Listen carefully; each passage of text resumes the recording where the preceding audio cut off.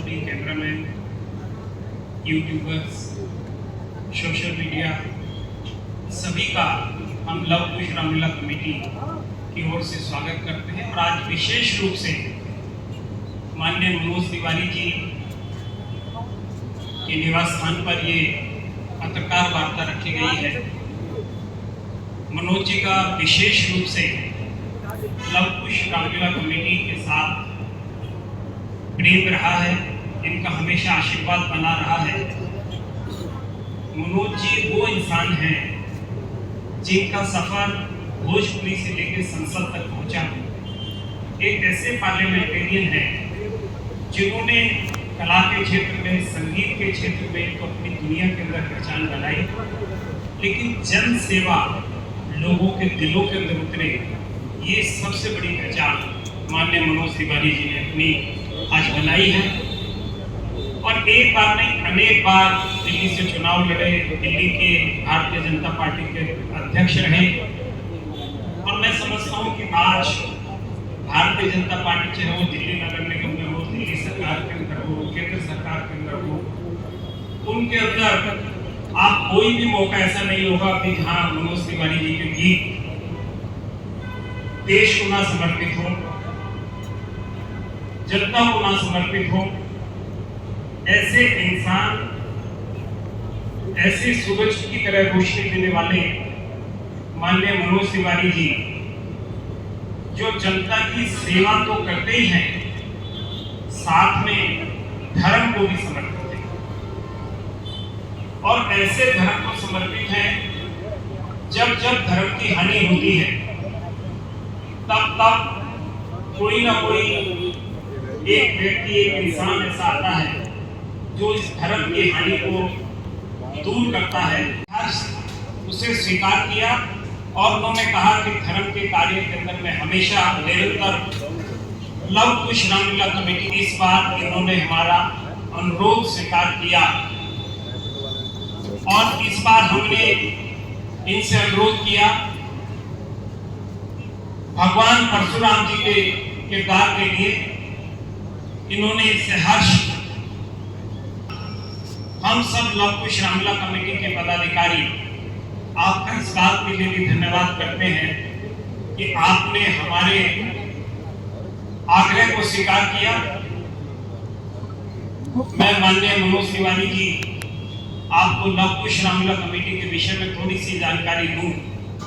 इससे पहले मैं चाहूंगा कि एक स्वागत माननीय मनोज तिवारी जी का हम करेंगे। सनातन धर्म रामलीला कमेटी के नाम से बाग दीवार के ऊपर की जाती है।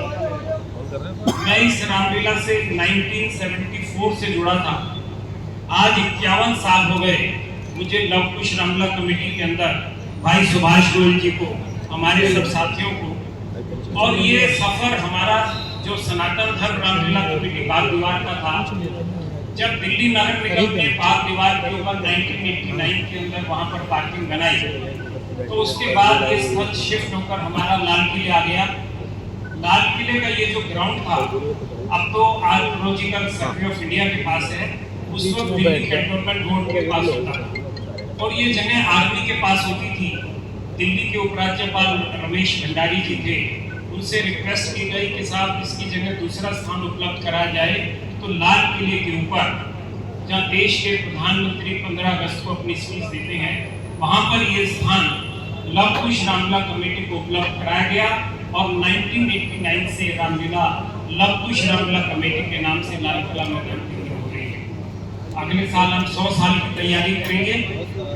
लव कुश रामलीला कमेटी का ये प्रयास रहा कि हमेशा नई नई चीजें हम लव कुश रामलीला कमेटी के माध्यम से लोगों को दिखाते हैं, राम भक्तों को दिखाते हैं। और हमारा ये प्रयास होता है कि हम नौजवान पीढ़ी को ज्यादा से ज्यादा लव कुश रामलीला कमेटी से जोड़ें। और वो तभी जुड़ पाती है जब मनोज जी जैसे फिल्म स्टार, अच्छे सिंगर जब उस लीला मंच के ऊपर होते हैं, तो देश के अंदर करोड़ों नौजवान जो इनके फॉलोअर्स हैं, वो निश्चित रूप से उस मोबाइल के ऊपर, उस लैपटॉप के ऊपर, उस पामटॉप के ऊपर, इंस्टाग्राम से, फेसबुक से वो जुड़ते हैं।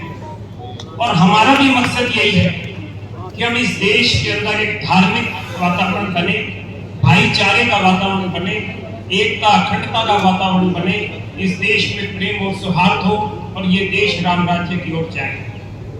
इसी मकसद से लव कुश रामलीला कमेटी सिर्फ एक रामलीला नहीं है, बल्कि एक परिवार को जोड़ने की कला है, जिसके अंदर पिता पुत्र का प्रेम, भाई भाई का प्रेम, माता पुत्र का प्रेम, आपको सभी रिश्ते इस रामलीला के अंदर देखने को मिल जाएंगे। जहां रामलीला के अंदर राम भक्त आते हैं, रामलीला देखते हैं, रामलीला के साथ साथ वहाँ पुरानी दिल्ली की चाट पकौड़ी का भी आनंद लेते हैं, बच्चों को भी आने का मौका मिलता है। और वहाँ आने के बाद जब वो गोलगप्पे, टिक्की, वहाँ के चिल्ले, पुरानी दिल्ली की चाट पकौड़ी जब खाते हैं, तो निश्चित रूप से उनके मन के अंदर, उस मेले के अंदर आने के बाद ये भावना होती है कि बच्चों को कुछ खेलने के खिलौने भी देते हैं। उस चाट पकौड़ी के साथ फल भी होते हैं, बच्चों का आनंद भी आता है बच्चों को। ये भारतीय संस्कृति को जोड़ने की एक कला है, परिवारों को जोड़ने की कला है। ये रामायण है, हमें धर्म से जोड़ती है, ईमानदारी से जोड़ती है, सच्चाई के रास्ते पर जोड़ती है, परोपकार के रास्ते पर जोड़ती है। लव कुश रामलीला कमेटी का ये प्रयास है कि हम ज्यादा से ज्यादा इस देश के, जहाँ हमारे बुजुर्ग माताएं बहनें तो देखती ही हैं, टीवी के ऊपर करोड़ों लोग लव कुश रामलीला कमेटी को देखते हैं, फॉलो करते हैं, लेकिन इसके साथ साथ हम नौजवान पीढ़ी को भी जोड़ना चाहते हैं। लव कुश रामलीला कमेटी इस बार समर्पित है सेना सिंदूर। और सेना सिंदूर को हम इसलिए समर्पित कर रहे हैं कि हमने लव कुश रामलीला कमेटी के निमंत्रण पत्रों पर जो चित्र दिखाए गए हैं आर्मी के शौर्य के, पराक्रम के, वो जल सेना, थल सेना, वायु सेना के, हमने वो चित्र अभी अपने मनोज तिवारी जी अपने कर कमलों से वो सभी चित्र दिखाएंगे और उन कार्डों को रिलीज करेंगे। तो इस बार की रामलीला के निमंत्रण पत्र समर्पित किए गए हैं भारतीय सेना। और इसके साथ साथ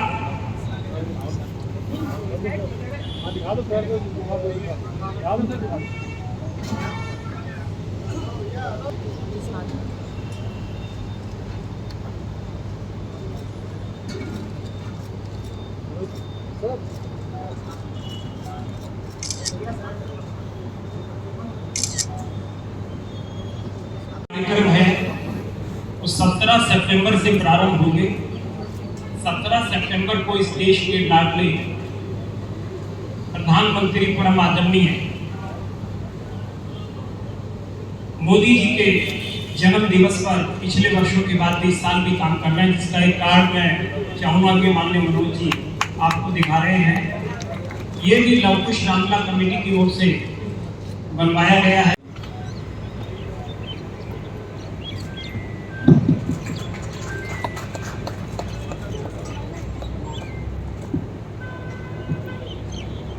एक मेमेंटो सत्यभूषण जी, प्रवीण जी, अखिल जी,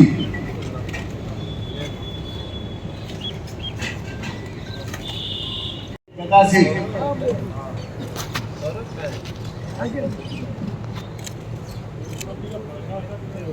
इधर देखिए सर, इधर एक बार हाँ ऊपर करके।